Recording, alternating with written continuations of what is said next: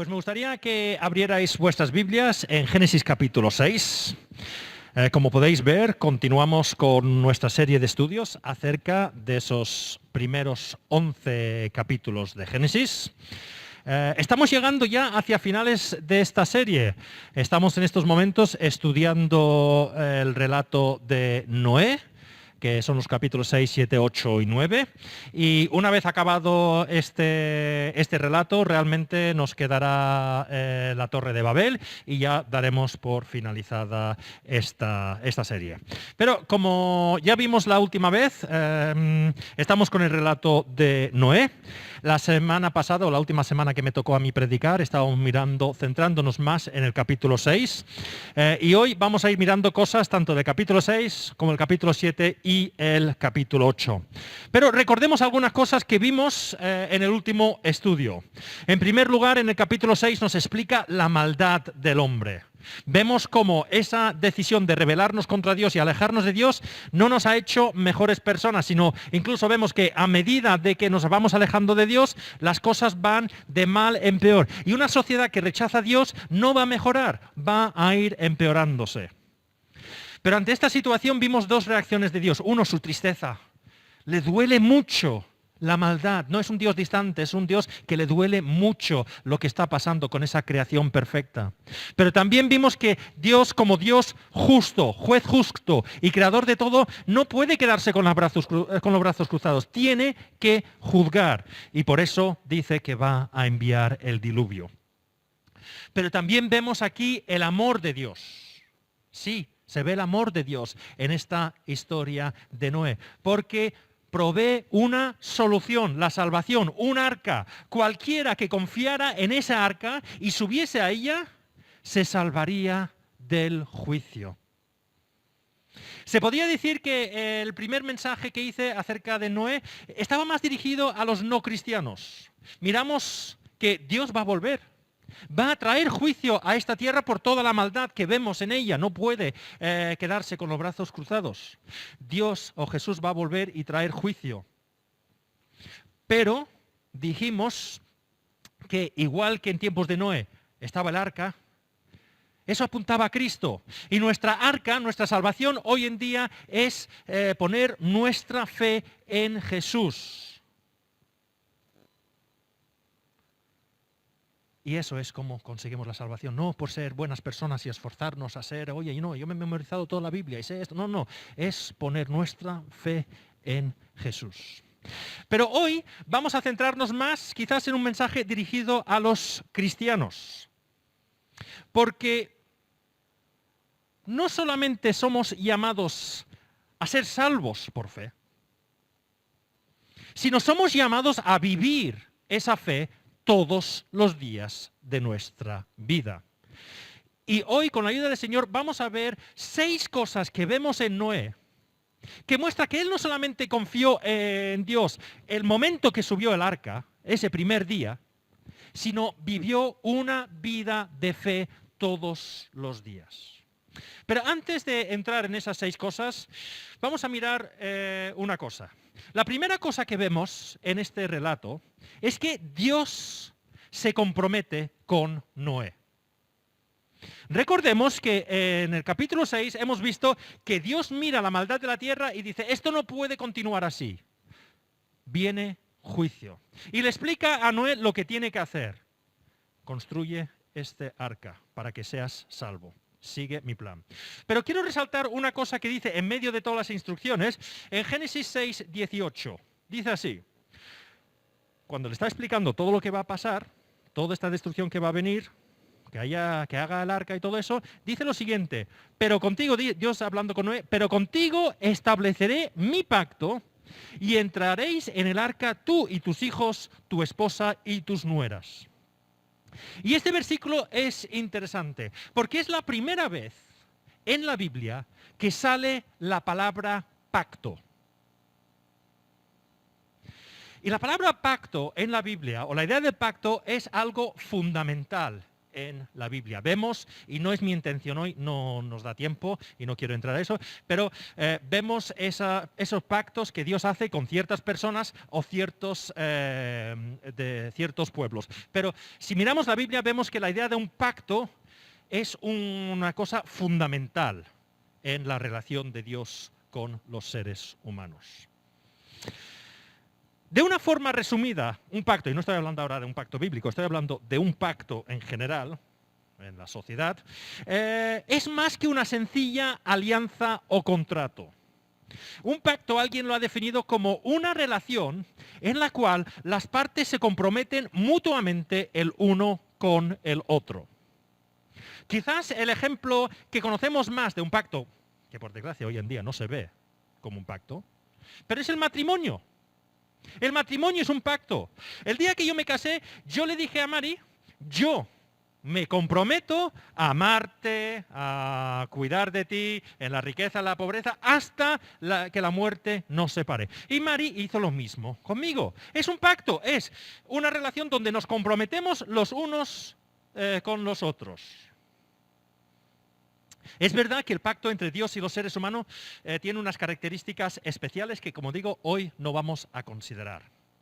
Pero al mirar la palabra en nuestro versículo, lo que vemos es que Dios, al indicar que hace un pacto con Noé, es que se está autoimponiendo una obligación de salvar a Noé. Al decir, estableceré mi pacto contigo, dice, yo me estoy autoimponiendo la obligación de salvarte de este juicio.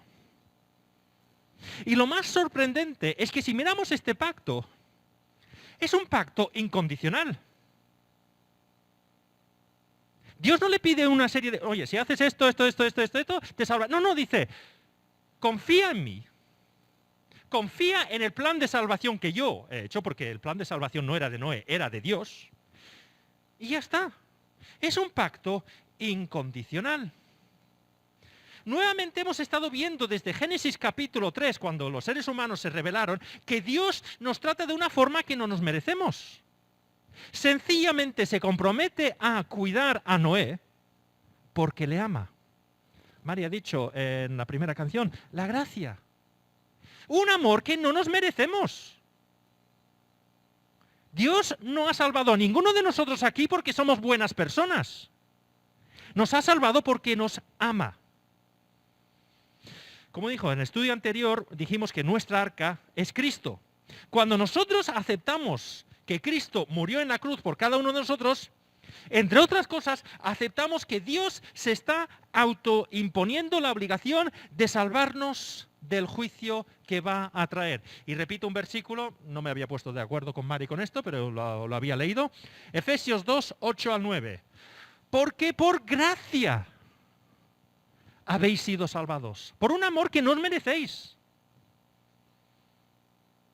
Por gracia habéis sido salvados mediante la fe. Esto no procede de vosotros, sino es un regalo de Dios. No por obras, para que nadie pueda decir, Dios, yo estoy aquí en el cielo porque yo soy buena persona. No, nadie va a poder hacer eso. Si entramos en el cielo, es en base a ese pacto, esa promesa que Dios se ha autoimpuesto al decir, acepta mi plan de salvación, que es Cristo, y, como vimos con Noé, nos salvamos del juicio.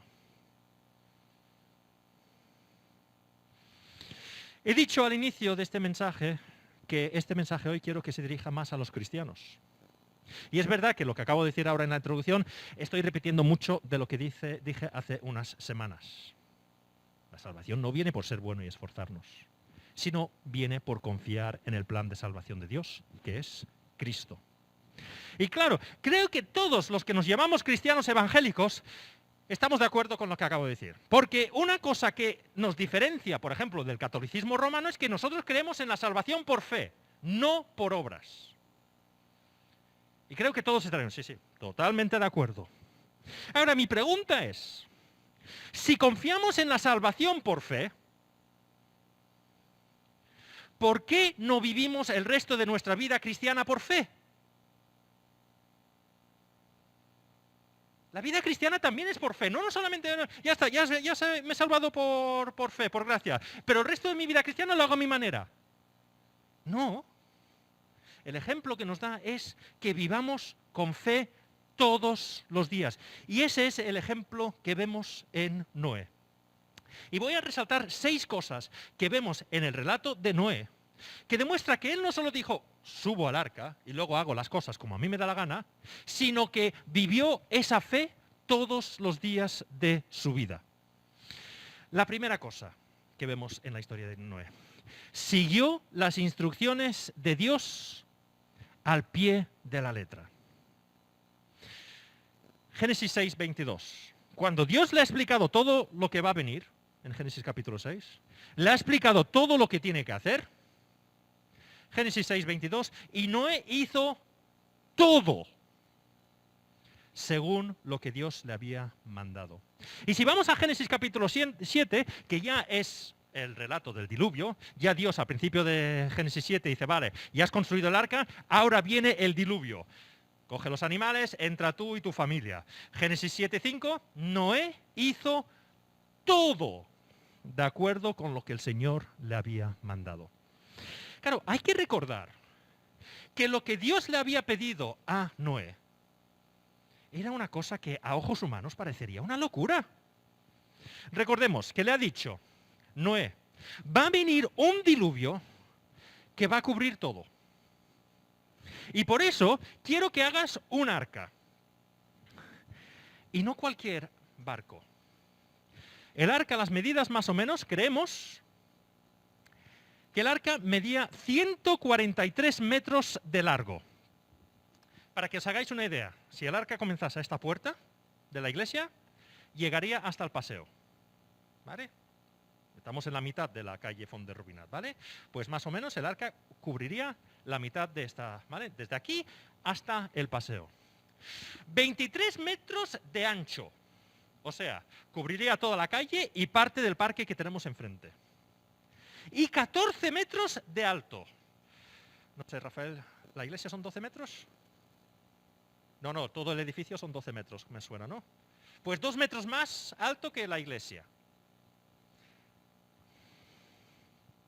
Claro, a ojos humanos, Noé podía haber dicho, Señor, creo que te estás exagerando aquí. Un diluvio que Hombre, no podemos subir a Castellbell, que hay un pequeño monte ahí con una ermita, ¿no? No. Bueno, pues voy a la Musara. No, va a cubrir. Pues voy a los Pirineos. Es que un diluvio tanto, yo creo que para tanto no va a ser. Y hacer un barco de 143 metros creo que es una exageración. Yo, Señor, creo que sí, puedo hacer un barco por si acaso, pero uno más pequeñito, uno más fácil de hacer, para ir remando a otro sitio.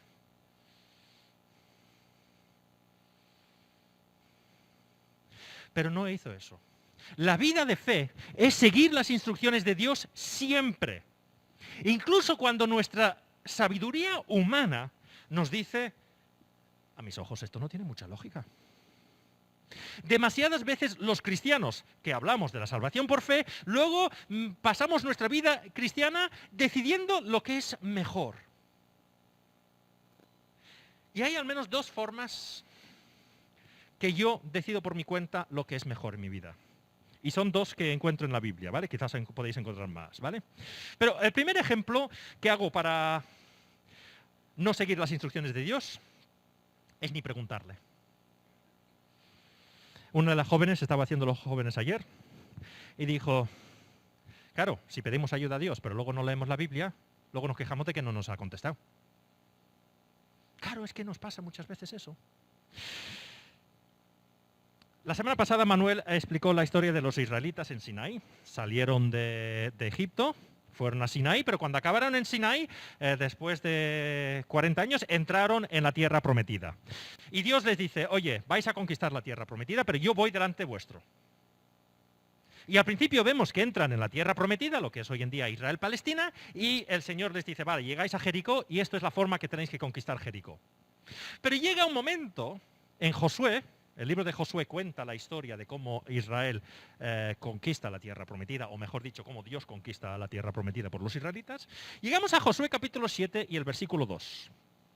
Josué envió a unos hombres de Jericó hacia Ai, lugar cercano a Betabén, frente a Betel, y les dijo, id a explorar la tierra. Fueron pues a explorar la ciudad de Ai. Poco después regresaron y le dieron el siguiente informe a Josué. No es necesario que todo el pueblo vaya a la batalla. 2 o 3 mil soldados serán suficientes para que tomemos ahí. Esa población tiene muy pocos hombres y no hay necesidad de cansar a todo el pueblo. Por esa razón, solo fueron a la batalla 3.000 soldados. Pero los de Ai los derrotaron. El ejército israelita sufrió 36 bajas y fue perseguido desde la puerta de la ciudad hasta las canteras. Ahí, en una pendiente, fueron vencidos. Como resultado, todo el pueblo se acobardó y se llenó de miedo. Claro, ese soy yo. Señor, esto lo sé hacer yo. Es que solo son 3.000. No te necesito en esta situación. Es muy fácil. No preguntaron al Señor nada. Ante Jericó habían dicho, Señor, ¿cómo hacemos esto? Pero llegaron a un pueblecito pequeño, Señor, no te necesito. Eso no es la vida de fe. Esa es la vida de orgullo. Hay momentos que necesito a Dios, pero otros momentos ya lo puedo hacer a mi manera. Y vemos cómo lo pagaron. Un pueblecito les derrotó. La primera cosa que no seguimos, y yo me pongo primero, yo no sigo el ejemplo de Noé, es que muchas veces ni le pregunto a Dios lo que debo hacer. Ya lo hago a mi manera. Pero la segunda forma que también lo hacemos es que sabemos lo que nos dice Dios. Pero, como he dicho, a mí no me parece que es para tanto. Otro ejemplo de los israelitas antes de llegar a la tierra prometida. ¿Vale? Ahora, los versículos que voy a leer ahora ocurrieron incluso antes de que entraron en la tierra prometida, antes de Josué. Y antes de entrar a conquistar la tierra prometida, Dios reúne al pueblo y lo dice lo siguiente. Números capítulo 33 y el versículo 50. Ahí en las llanuras de Moab, cerca del Jordán, a la altura de Jericó, el Señor le dijo a Moisés, habla con los israelitas y diles que una vez que crucen el Jordán y entren en Canaán, deberán expulsar del país a todos sus habitantes y destruir todos los ídolos e imágenes fundidas que ellos tienen. Ordénales que arrasen todos sus santuarios paganos. Hay que entender que la religión que se practicaba en Canaán en ese momento era una de las religiones más terribles de toda la historia. Se practicaba de una forma habitual el sacrificio humano, sobre todo de niños. Y Dios les dice, hay que eliminar ese culto. ¿Por qué? Versículo 55. Pero si no expulsarais a los habitantes de la tierra que vosotros vais a poseer, sino que los dejáis ahí, esa gente os causará problemas, como si tuvierais clavadas astillas en los ojos y espinas en los costados. Entonces yo haré con vosotros lo que había pensado hacer con ellos. Y si leemos el resto de la historia de Israel, nos damos cuenta que no echaron a todo. Es que son buena gente. No parecen tan malos, ¿eh? Son buena gente. Y al fin y al cabo hemos conquistado la tierra, así que esto lo tenemos bajo control. Creo que Dios aquí está siendo exagerado. Pues se cumplió lo que el Señor había dicho. Durante muchos siglos, la idolatría pagana fue un gran problema. Porque claro, dejarlo ahí, son buena gente. Un momento, explícame un poquito de tu religión. Ah, que tú puedes ir con prostitutas en tu religión. Tú puedes hacer esto. Y vemos que los israelitas comenzaron a seguir las prácticas hasta que el Señor dice, ¿sabes qué? Aquí al final del versículo dice, haré lo mismo con ellos, haré lo mismo con vosotros que quiero hacer con ellos. Dios tuvo que expulsar a Israel de la tierra prometida durante 70 años. Demasiadas veces vamos desobrados. Dios, estás exagerando. Pues Noé no dijo, Dios, el arca es demasiado grande, no hace falta tanto, sino dijo, eso es el plan de salvación, lo sigo a rajatabla, lo cumplo al pie de la letra. La segunda cosa que significa una vida de fe, significa no entretenerse. Génesis capítulo 7 y los versículos del 11 al 13. Como había dicho, Génesis capítulo 6 nos explica que Dios relata a Noé lo que va a pasar, que va a venir el diluvio y que tiene que hacer el arca. Pero el capítulo 7 de Génesis nos explica cómo viene ese diluvio. Cuando Y dice, Génesis 7:11, cuando Noé tenía 600 años, precisamente en el día 17 del mes segundo, se reventaron las fuentes del mar profundo y se abrieron las compuertas del cielo. 40 días y 40 noches llovió sobre la tierra. Ese mismo día entraron en el arca Noé, sus hijos Sem, Cam y Jafet, su esposa y sus 3 nueras. Lo importante aquí es el versículo 13. Ese mismo día entraron, el mismo día que comenzó el diluvio, entraron en el arca. Ahora, quiero volver un momento hacia atrás, a Génesis 7, versículo 1. El Señor le dijo a Noé, entra en el arca con toda tu familia, porque tú eres el único hombre justo que he encontrado en esta generación. Y el versículo 4, porque dentro de 7 días haré que llueva sobre la tierra durante 40 días y 40 noches, y así borraré de la faz de la tierra todo ser viviente. No hay una contradicción aquí, ¿vale? Es que en los primeros versículos Dios dice a Noé, vale, el arca está acabado, prepárate, comienza a entrar en el arca, mete los animales, mete los enseres que necesitáis. Ya. Y lo interesante es que tardó 7 días. Y justo el día que acabaron, comenzó el diluvio. ¿Qué hubiese pasado si esa semana antes Dios le dice a Noé, Noé, entra en el arca? Muy mala semana, ¿eh? Es que es la semana de la cosecha. Me va muy mal. Lo hacemos la semana que viene. Hubiese tenido un problema grave, Noé. Si hubiese dudado en ese momento y decir, ahora que veo el arca, no sé si es muy seguro. Déjamelo mirar un momento otra vez, déjamelo revisar otra vez. Hubiese tenido un problema. Y ese es un problema que tenemos los cristianos, que tengo yo. Señor, sé lo que tengo que hacer, pero no es el momento. Señor, yo sé que me dices que debo crecer espiritualmente y reconozco que es correcto, pero no es el momento. Es que entiendes que en el trabajo tengo que trabajar mucho para conseguir ese puesto, que estoy estudiando, o que tengo niños pequeños, o que me voy a casar, o es que ya mis niños son más grandes y ahora puedo pasar más tiempo con mi esposa, o me estoy preparando para la jubilación. Es que no es el momento. Señor, ya sé que tenemos que evangelizar Reus, pero es que no es el momento, me has pillado en mal momento. Ya lo haré. Pues cuidado, porque quizás no tengamos tanto tiempo como pensamos. Y el Señor me dice, Michael, ¿por qué no evangelizar? Es que pensaba que tenía más tiempo para evangelizar. No, tenías una semana.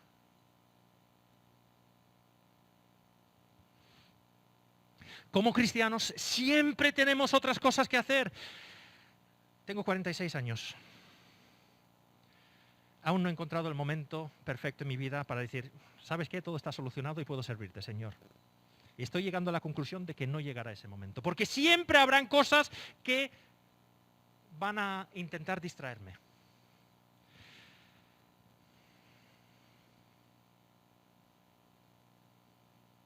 Este es un peligro para todos los cristianos, de entretenernos, decir, la semana que viene. Nadie sabe cuántos días tenemos. Nadie sabe cuánto tiempo tiene para hacer ese trabajo que el Señor le ha encargado. Y puede ser que la semana que viene el Señor nos llame a su presencia y yo diga, es que Señor, yo pensaba que tenía todo el año. Pues no, Michael, tenías una semana. Pero hay otro peligro y esto específicamente es para los no cristianos. Dijimos en el mensaje anterior que Cristo es nuestra arca. Él es la única manera de evitar ese juicio que viene. Y muchas veces hay dos reacciones. Eso es una tontería. O, es interesante, Michael, pero no tengo momento para hablar de esto en estos momentos. Ya lo hablaremos. Pues si estás en esa situación, seas que estáis aquí o me estáis escuchando por el canal, no sabemos cuánto tiempo tenemos. Génesis capítulo 7 y el versículo 16. Entraron un macho y una hembra de cada especie, tal como Dios lo había mandado a Noé. Luego el Señor cerró la puerta del arca. El Señor cerró esa puerta. Ya nadie podía entrar ni salir. Yo no sé lo que pasó. Esa gente que se había reído de Noé, O esa gente que había dicho, no es interesante lo que me estás hablando, pero es que tengo que ir al mercado ahora para vender los enseres, ¿vale? Ya volveremos a hablar en otro momento. Yo no sé si pudiesen acercarse al arca cuando comenzó a llegar el diluvio, no lo sé. Pero me imagino cómo debían sentirse cuando se dieron cuenta de que esto iba en serio y que ya no podían subirse al arca. Si no has tomado la decisión de poner tu fe en el plan de salvación de Dios, no esperes. Nadie de los que estamos aquí sabemos si acabaremos el día en este mundo o el Señor nos llevará a su presencia. Nadie puede decir con seguridad que el Señor no volverá esta tarde. Y entonces será demasiado tarde. No pospongas. Y como cristianos, no pospongamos las cosas. No sabemos si tenemos un día para cumplir el plan que Dios nos ha pedido, una semana, un mes, un año, lo que sea. No lo sabemos. Pero qué triste que tenga que presentarme ante Dios y decir, lo siento Dios, no lo he acabado. Pensaba que tenía más tiempo. Tercera cosa que muestra que vive por fe. Noé dejó todo en las manos del Señor. Y hay unas cosas que tenemos que entender del arca. Algunas veces malinterpretamos o pensamos que el arca es como un barco moderno, ¿vale? Con su motor. No sé, se llama volante. Los que habéis estado ¿se llama volante? Lo de que es el barco, ¿cómo se llama? Timón, vale. Con su timón, su motor, No. El arca no era eso. El arca, literalmente, arca significa caja. La traducción es caja o baúl. El arca tenía un objeto, flotar. No debemos pensar que Noé estaba ahí al timón o de capitán diciendo, oye Sem, hacia la derecha porque hay unas montañas ahí a la izquierda. No, eso no nos lo dice. Tenían que confiar, entrar en el arca y saber que ellos no tenían ningún control sobre ese barco. Y sencillamente confiar en la promesa de Dios. Lo dejo en tus manos. Noé subió a esa arca sabiendo que él no lo controlaba. Yo soy una persona que me gusta tener todo bajo control. No me gusta que me conduzcan, me gusta conducir yo, ¿vale? Porque entonces lo controlo todo. Pero por desgracia en mi vida espiritual algunas veces soy así también. No me gusta que Jesús o el Señor conduzca. Pero cuando vivimos por fe, el Señor dice, Michael, yo estoy conduciendo tu vida. Confía en la promesa que yo he hecho, que todo lo que estoy haciendo es para llevarte a mi presencia. Pero es una lucha. Tengo que admitir que muchas veces no soy como Noé. Hace un año hice una serie de estudios sobre Isaías, el rey Ezequías. El rey Ezequías tenía un problema. Él era rey de Judá, el pueblo de Dios, un reino pequeñito, y a las puertas tenía el imperio asirio que quería conquistarle. Y el Señor usa al profeta Isaías para decir, Ezequías, confía en mí que yo voy a solucionar esto. Y vemos en esos capítulos esa tensión que tiene Ezequías constantemente de o confío en el Señor o ¿sabes qué? Lo controlo yo. ¿Sabes qué? Voy a hacer una alianza con Egipto o con los babilonios y entonces ya lo tengo todo controlado. Tengo que admitir que yo soy más como Ezequías. Señor, confío en tu promesa, pero por si acaso voy a conducir aquí. Noé no era así. No es un ejemplo para mí todos los días. Michael, siéntate en el barco. Yo me he comprometido a salvarte, a guiar tu vida para que pases la eternidad conmigo. Déjame a mí ser capitán. Y Noé hizo eso. Eso es una vida de fe. La cuarta cosa, que es la vida de fe, significa ser paciente. Porque hay otra cosa que nos olvidamos de Noé, porque pensamos, el diluvio, ¿cuánto tiempo duró? El diluvio. 40 días. Noé estuvo en el arca 40 días, mes y medio. Bueno, tampoco está tan mal. No. Eso no es lo que dice la Biblia. Vamos a leerlo. Génesis capítulo 7 y el versículo 11. Cuando Noé tenía 600 años, precisamente en el día 17 del mes segundo, se reventaron las fuentes del mar profundo y se abrieron las compuertas del cielo. Así que cuando cumplieron 600 años, el segundo mes y el 17º día. Vamos a convertirlo al calendario moderno. Noé se subió al arca el 17 de febrero. 17 del segundo mes. Vamos a decir que subió al arca el 17 de febrero. Vamos a Génesis capítulo 8, los versículos del 13 al 17. Noé tenía 601 años cuando las aguas se secaron. El primer día del primer mes de ese año, Noé quitó la cubierta del arca y vio que la tierra estaba seca. Para el día 27 del segundo mes, la tierra estaba ya completamente seca. Entonces Dios le dijo a Noé, sal del arca junto con tus hijos, tu esposa y tus nueras. Saca también a todos los seres vivientes que están contigo, las aves, el ganado y todos los animales que se arrastran por el suelo, que sean fecundos, que se multipliquen y se llene la tierra. Noé salió el día 27 de febrero del año siguiente. Noé y su familia pasaron más de un año en el arca. Un año en el que podían pensar, esto no va a acabar nunca. Un año en el que podían pensar, es que Dios se ha olvidado de nosotros. Un año que, como veremos, podían decir, oye, ¿sabes qué? Si Dios se ha olvidado de nosotros, vamos a hacer las cosas de nuestra manera. Vamos a abrir las puertas ahora a ver si podemos salir. Un año para escuchar esas mentiras que Satanás nos dice constantemente cuando lo estamos pasando mal. Michael, Dios se ha olvidado de ti. No confíes en su promesa. Soluciónalo tú. Pero Noé no lo hizo. Siguió confiando en Dios en todo ese tiempo. Confió en esa promesa. Y como vemos en Génesis 8:1, Dios se acordó entonces de Noé y de todos los animales salvajes y domésticos que estaban en el arca e hizo que soplara un fuerte viento sobre la tierra y las aguas comenzaron a bajar. Dios nunca se olvida de sus promesas. Satanás nos está mintiendo. Y la mejor forma de luchar contra la mentira es con la verdad de la Biblia. Quinta cosa que nos muestra la fe, la vida de fe de Noé. Y tiene mucho que ver con el ser paciente. No se precipitó. Génesis capítulo 8 otra vez, algunos versículos que hemos leído y algunos más. Génesis 8, versículo 15. Entonces Dios le dijo a Noé, sal del arca junto con tus hijos, tu esposa y tus nueras. Saca también todos los seres vivientes que están contigo, las aves, el ganado y todos los animales que se arrastran por el suelo. Que sean fecundos, que se multipliquen y llenen la tierra. Salieron pues del arca Noé y sus hijos, su esposa y sus nueras. Salieron también todos los animales, el ganado, las aves y todos los reptiles que se muevan sobre la tierra, cada uno según su especie.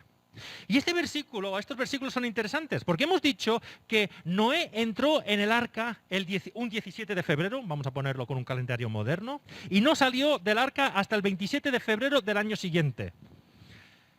Pero vamos a mirar algunas fechas durante el diluvio. Contando desde el 17 de marzo, contando 40 días, el 27 de marzo de ese primer año, el diluvio acaba. No lo voy a leer, sale ahí, Génesis 7, 17, después de 40 días. Noé no salió cuando dijo, oye, parece que ha parado de llover. No, se quedó donde estaba. Génesis 8, 4, el día 17 del mes séptimo, o sea, el 17 de julio. Vemos que el arca ya no flota, queda encallado en unas montañas. Parece ser que las montañas no estaban descubiertas aún, pero los que habéis estado en un barco sabéis que necesita cierta cantidad de agua, ¿vale? Si no, si hay un poquito de agua se queda encallado. Pues el 17 de julio el arca ya no flota. Uy, se ha parado. Pero Noé no sale. Génesis 8:5, el 1 de octubre ya hay tierra seca. Las cimas de las montañas ya se ven. Noé no sale. El 1 de enero Noé quita la cubierta, Génesis 8:13, y ve que las aguas se han secado. No sabemos exactamente cuando dice quita la cubierta, pero parece ser que ya veía claramente todo. Antes de esto tendríamos el relato de cuando enviaba a los pájaros. Y enviaba a los pájaros, algunas veces volvían, otras veces volvían con algo en la boca, demostrando que ya había tierra seca, y había veces que ya no volvían porque hacían su nido. Pero entre el 1 de octubre y 1 de enero, Incluso cuando ve la tierra todo seca, no sale. ¿Cuándo sale? El 27 de febrero, como digo, nuestro calendario moderno. ¿Por qué sale entonces? Porque se lo dice Dios. Ahora es el momento de salir. Y demasiadas veces los cristianos nos precipitamos.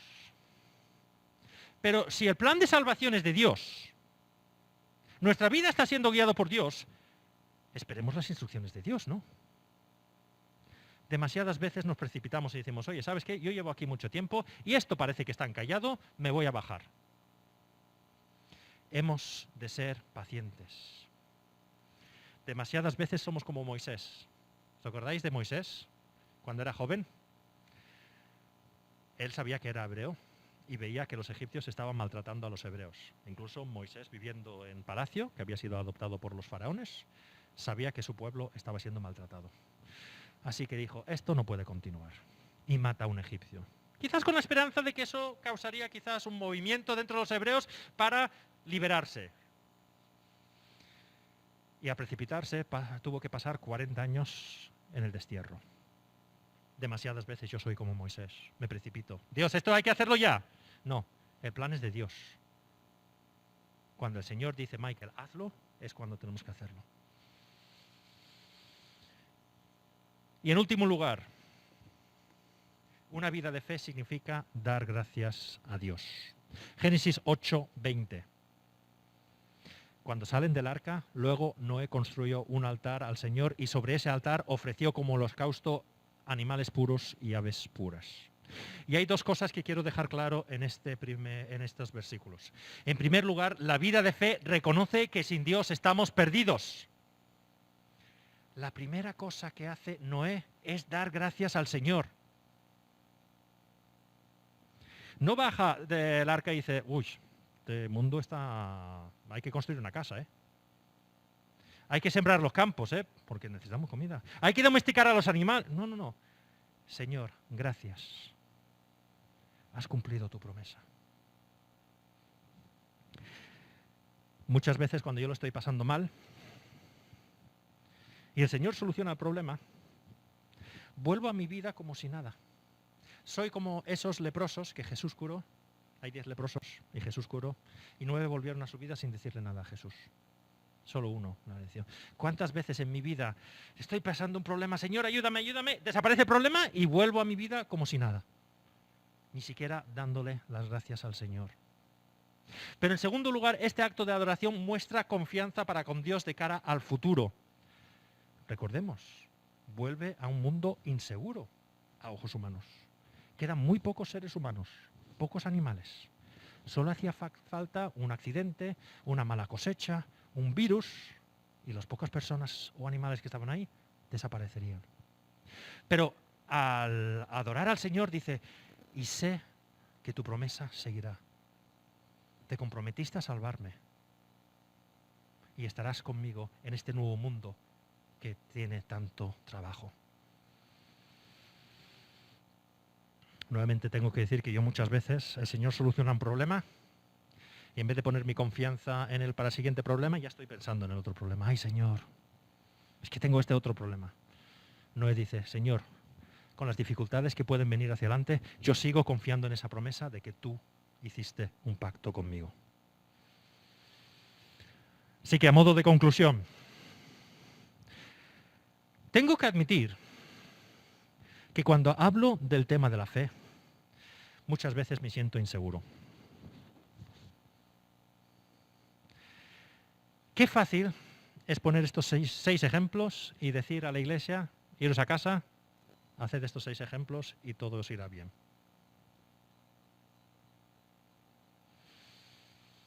Todos pasamos momentos difíciles. Todos pasamos momentos que estamos en el arca y la tormenta es fuerte. Y todos pasamos momentos en nuestra vida que nos es difícil seguir las instrucciones. Nos es difícil no entretenernos. Nos es difícil dejar las cosas en las manos del Señor. Ser pacientes, no precipitarnos. Nos es difícil dar gracias al Señor. Pero lo que me encanta de la Biblia es que Dios muestra seres humanos normales, que son capaces de hacer grandes cosas gracias a Él. Os pongo un ejemplo y con esto vamos a acabar. Hay un momento en la vida de Jesús que un hombre trae a un chaval que está endemoniado para que Jesús le cure. Pero Jesús no está ahí. Así que los discípulos dicen, no te preocupes, que Jesús nos ha dado el don de sanar, de echar fuera demonios, lo haremos nosotros. Y fracasan estrepitosamente.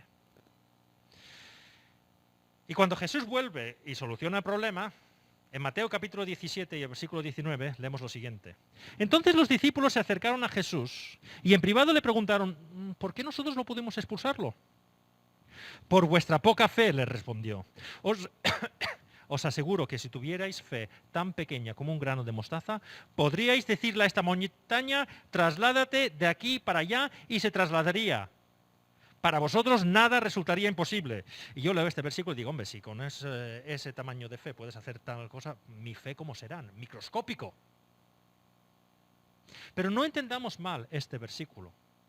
Lo que está diciendo ese versículo es que si tienes poca fe, lo poco que tienes, entrégalo al Señor. Y Él hará que esa fe vaya creciendo y puedas vivir como Él quiere. Porque si vamos a Marcos capítulo 9, que relata la misma historia, Jesús añade otra cosa. Porque cuando los discípulos preguntan, ¿por qué no pudimos hacer nada? Jesús dice a sus discípulos, este clase de demonios solo puede ser expulsado a fuerza de oración. Lo que está diciendo es que si queréis que esa fe vaya creciendo, necesitáis tener una relación íntima, diaria conmigo, en oración y obviamente estudiando la palabra.